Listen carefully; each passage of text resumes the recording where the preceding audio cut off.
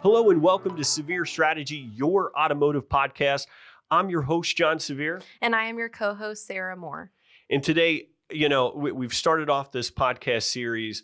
We've had two incredible episodes where we had Steve Ressler and Steve Lowry's on the phone or on our podcast with a ton of great information. And as we stick to this engagement series that we're kind of focusing on, I think it's really important that we talk about live chats. There's a lot of times that live chats kind of get skipped over, and I'm so excited to have a good friend of mine and somebody that I truly believe and trust in being a real automotive expert when it comes to live chats. And he's a pretty intelligent guy just about automotive in general. And that's Tim Cox. Tim, how are you today? I'm doing great. How are you? I'm doing well. For our listeners that might not know you, kind of just tell us a little bit about yourself. My name is Tim Cox. I've been in the car business since 1989. Yes, 1989, very long time. So a little while, yeah. Right down the street from you, actually, at my great friends Jake Sweeney Automotive at Jake Sweeney Hyundai back in 1989. And that started what I thought was just going to be a summer job. Turned into just an absolutely amazing career. A few years ago, we started collaborating back in 2014 with some software professionals on, what gets customers, into the dealership. And, we had a few ideas that we bounced back and forth, and presto, with a lot of late nights and 3 and 4 o'clock in the morning go to meetings and Zoom. Well, I guess Zoom wasn't around back then, but anyway, now we have CarNow. So been very fortunate. And I gotta touch on that real briefly here, because I have an immense amount of respect for you, Tim. And I hope you realize that the reason I say that is because Tim and I met roughly 3 years ago, not sure the exact date, where, we went out to lunch. When I've been in the dealership world, my career, just recently switched over to the vendor side of the company that we are working with now. And, when I met with Tim, I could already tell that he knew what he was talking about and had a lot of great information. I really enjoyed the lunch that we shared. The big thing that I'm sitting here today that I've got to call out, and this might embarrass you. I know sometimes people don't like compliments too much, but I think it's extremely well deserved. 3 years ago, we sat down at lunch. Now we're having a conversation, and in that time span, working for CarNow, you were the co-founder of CarNow. How far that's come in just the 3 years is simply incredible. I mean, you go back to CarNow when I signed on with you as a dealer, when I was in the dealer world, and we signed on with our entire dealer group at that point. But when we switched over, you have taken CarNow, and just you and your whole team, surrounded by a lot of talent there, is you have been awarded the best communication and digital retailing platform out there by dealers. And I think that's important, because I don't like to talk about vendors too much on this podcast, because it's really just about strategy. But I got to give kudos to you, because it's incredible to get that kind of recognition from dealers, and not just a bot award. Somebody where, hey, you give us this money, we'll give you an award kind of a thing. You've been selected by dealers, which I think is incredibly important and kind of a testament to what you've been able to build and the product that you have. So huge kudos to you. I just had to take a time to mention that, because again, like I said, I have an immense amount of respect for what you've done in those time. Well, thank you for that. It's definitely not a me at all. And the key to any business is hiring people smarter than you are. In my case, that's pretty easy. But you create an environment where you love on people, and you hire good people, and you allow them to do what they do. And it's absolutely has nothing to do with me. And it's just the fact that, we hire and we love on our people, and then that in turn love on our dealers. And, that takes care of itself. Well, just again, huge congratulations to you and your team there. I think it's well deserved. But to start off today's discussion, we wanted to focus on live chats, hence why you're here. Sure. I consider you our live chat expert. Back to, I'm going to say it was 2015 or 2016. I was at NADA. Google had a gentleman there speaking. I do not remember his name. I apologize if he's listening. Please, send me an email. I'll make sure I give you a shout out. But he shared with us a slide. and this was back in 2016, where all you see is on a steep incline, a huge increase is live chats. Back in 2015, you just see this astronomical growth for live chats compared to what I thought was interesting is phone and email leads are on the decline, right? They're on the decrease there. And I thought that interesting, like, okay, people are going online. We see more online shoppers. We see all of this, but internet leads are actually decreasing and phone calls to the dealership were decreasing. Now that was back in 2016.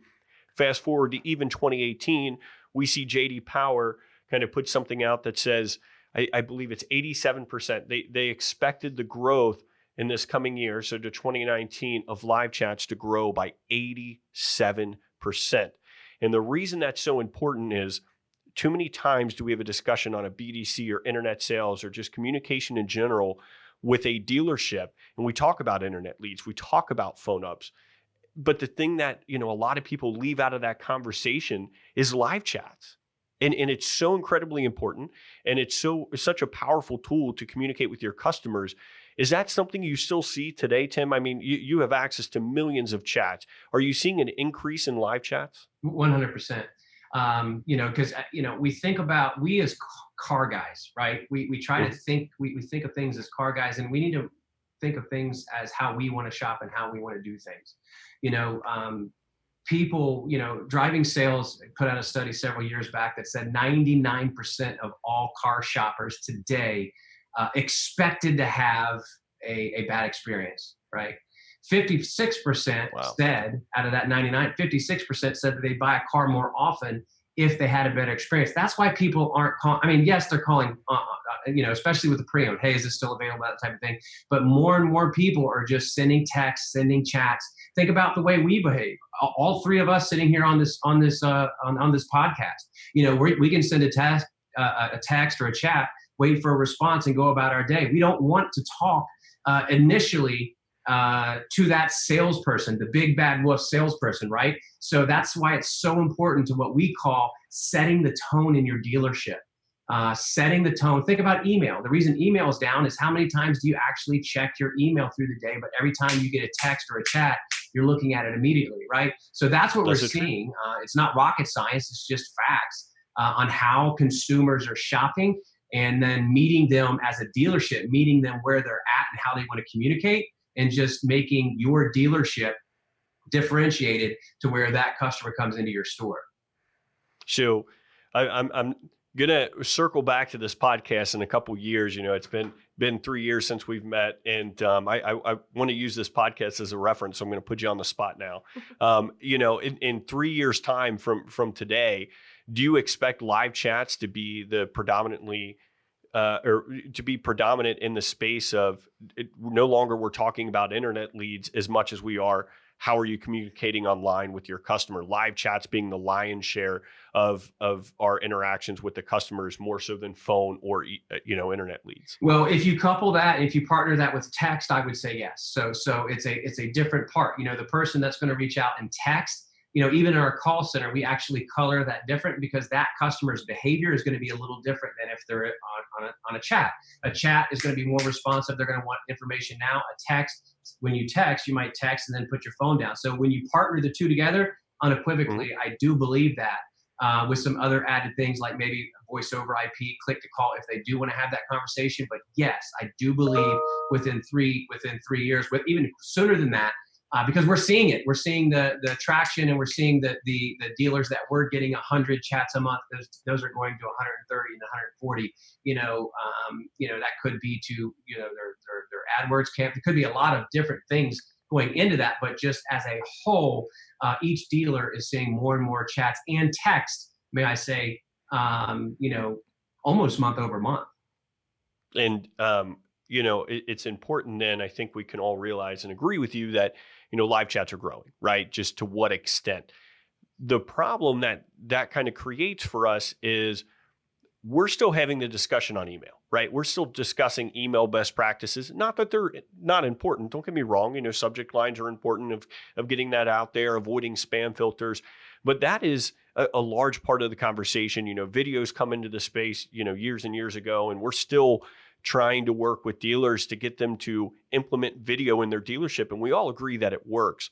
Live chats now, we're not actively discussing the best practices of how to handle a live chat. And to your point, something that I want to pull out of that conversation you just had was the best way to communicate with somebody via a live chat, right? Because if I'm in your showroom, I can be a little bit more aggressive. I can, start walking you through the sales process. I can, push you through a little bit more aggressively than I can via an email. If I say something to you that's a little too aggressive via email on an internet lead or any kind of response, as a customer, I just don't have to respond to you. And that's if I gave you the correct name and email address of who I really am, because they don't trust us, right?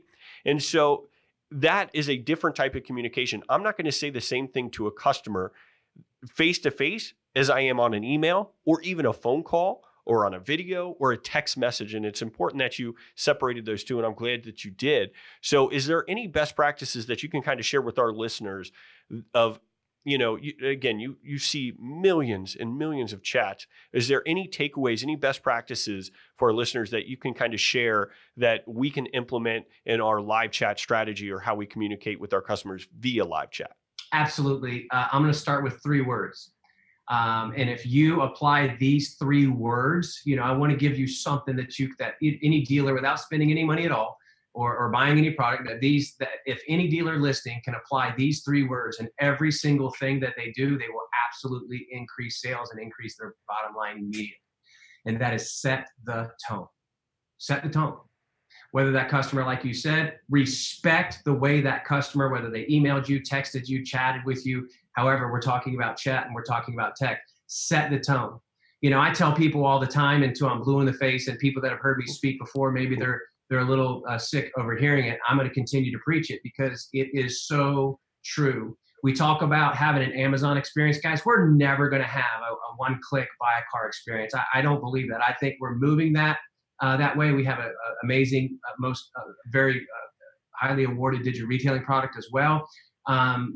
But we need to talk about, more so than Amazon, let's talk about Chick-fil-A. I talk about Chick-fil-A in every single presentation. And the reason I do, and I believe they're in all 50 states now, is because they set the tone.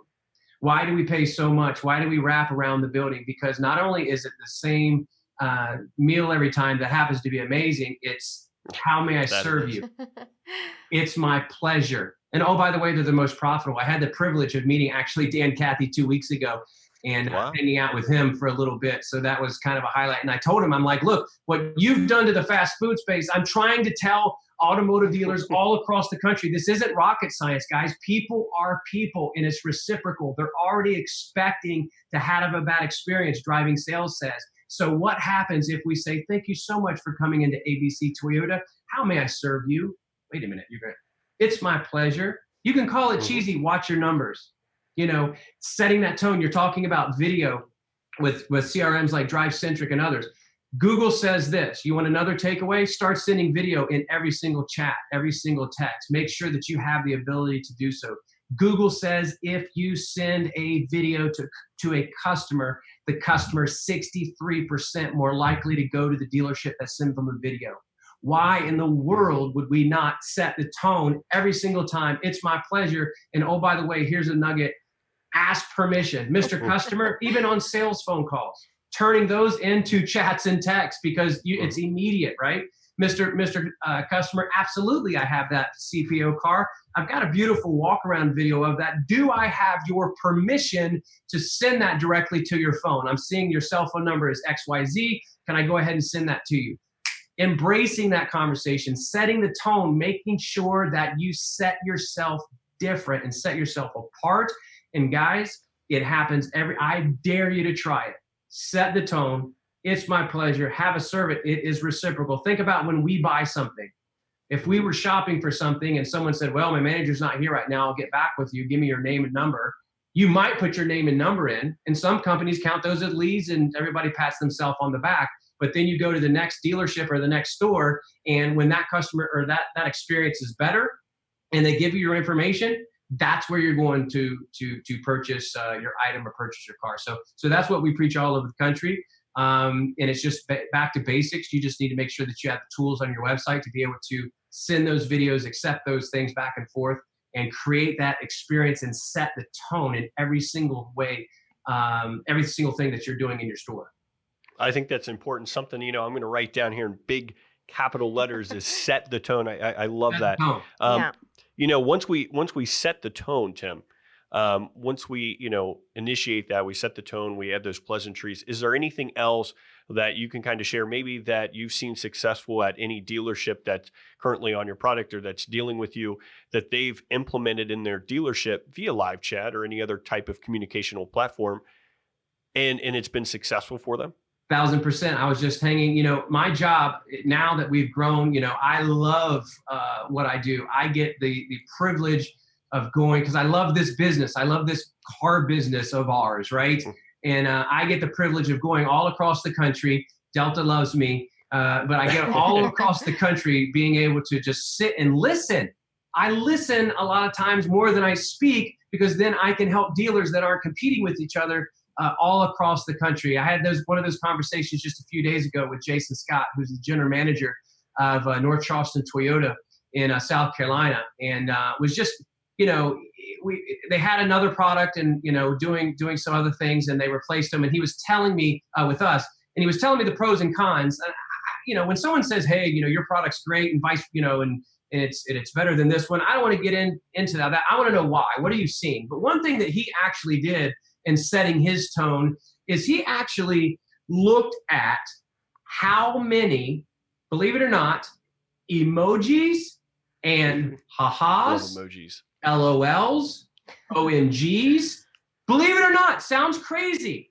His closing percentage went from 9% to nearly 30% when there was 3 or more.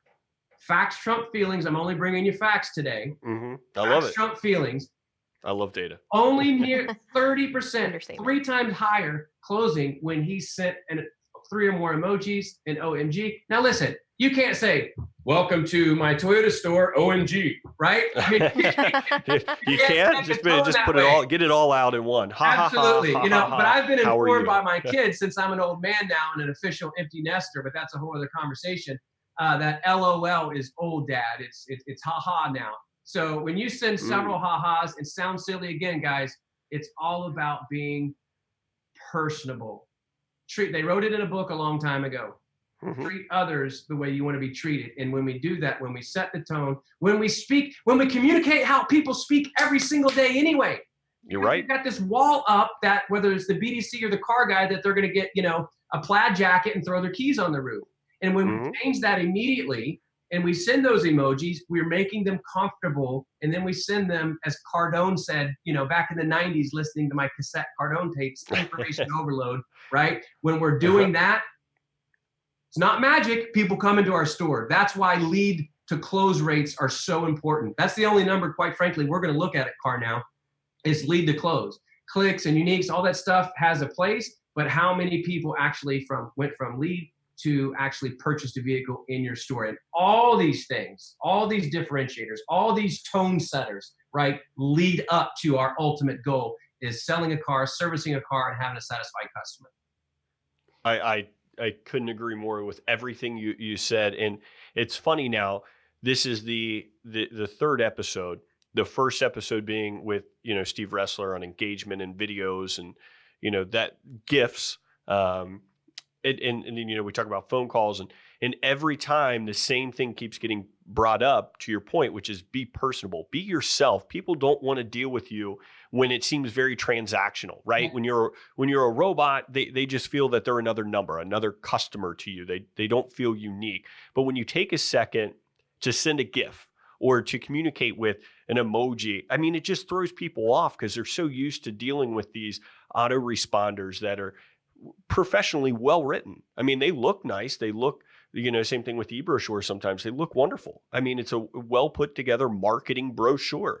But the thing that it lacks is that personal touch. I don't feel that you took the time to actually send that to me and write it out. And when it's short and sweet and it's personable, it's that the emoji, the GIF, Steve shared with us before is the customer was no longer responding and he sent them crickets.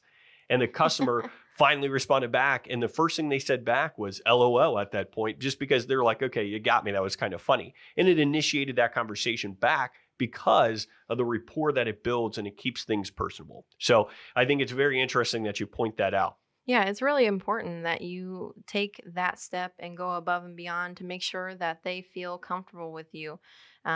Several times I myself, I like using chats. I use chats.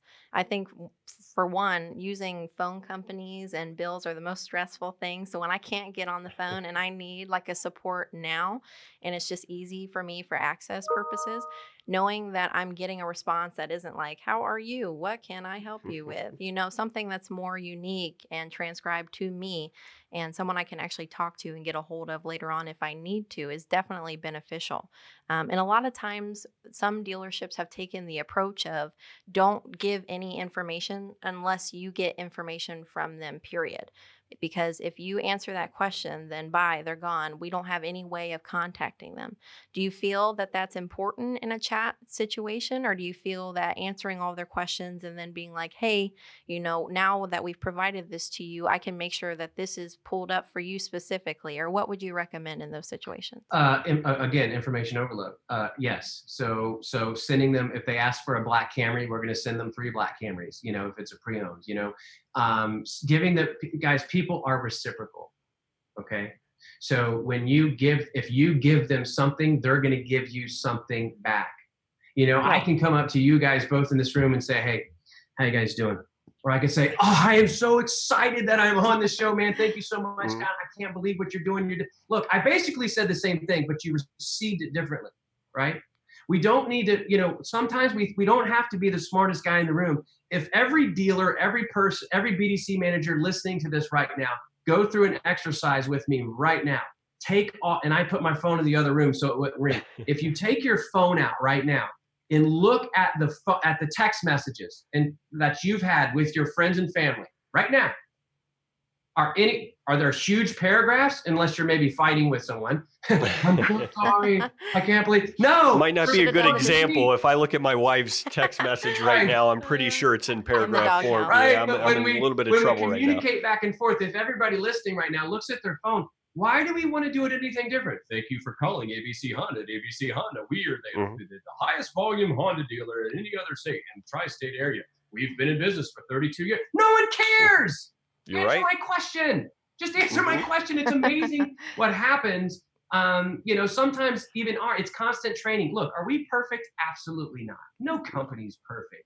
But the training that we train on day in and day out is the ability to understand if that lead comes in, they hit you, read what the customer's asking before you say, that's a common occurrence. We're constantly training on that, making sure that you reaffirm what that customer has asked, answer their question, and when you continue to give, you get from the customer, and that customer, because unfortunately most dealers aren't doing it that way, is going to go into your dealership versus your competition. Yeah, you've got to set the tone, like you said, because chat, you've got to take advantage of while they're there. You got to make sure that the information that you provide is worth their time and what they're looking for by showing empathy and understanding of their needs as a customer and what they're looking for. So if I take the approach of, hey, yes, I can get back to you at a later time, what's a good way for me to contact you? That way you have that. They could be gone and I could never, talk to them again. So if I can give rapid responses and show like, hey, I understand what you're looking for. We have these great options here. Here they are. And let me set aside that time. You'll definitely get some benefits from that for sure. Absolutely. It's not that simple. It really is. And they talk about the secret sauce. They talk about what, were best practices. And I think, the whole emoji, that's really interesting because I'm a huge data nerd. And I've said that, 10 times, I think already. But, it's seeing and the fact that they measured that. So huge kudos to that dealership. But making it personable and interacting with them, I think is so key, because being that human being in contact with somebody, exactly what you just said there is, ABC Honda is the world's largest dealership, and all of that sounds great. Would you ever say that to a customer that walked into your dealership? Hey, my name's John Sevier. Very nice to meet you. By the way, before we look at this car, I want you to know that ABC Honda is the #1 Honda dealership in the track. No, you say hello. Hey, how you doing? If they got Right. family, you're saying hi to the little kids. You're greeting everybody, and it's important to take that approach with them.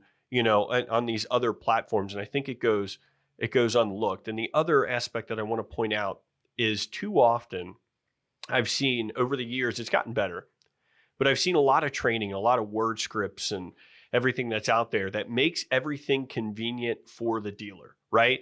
So back to provide them information. One of the things that I think it lacks is we always seem to do things that's more convenient for us, right? So for example, if you sent in an internet lead per se, right? Or even a live chat, and then you give me your phone number and I pick up that phone and call you right away. It's like, wait a second.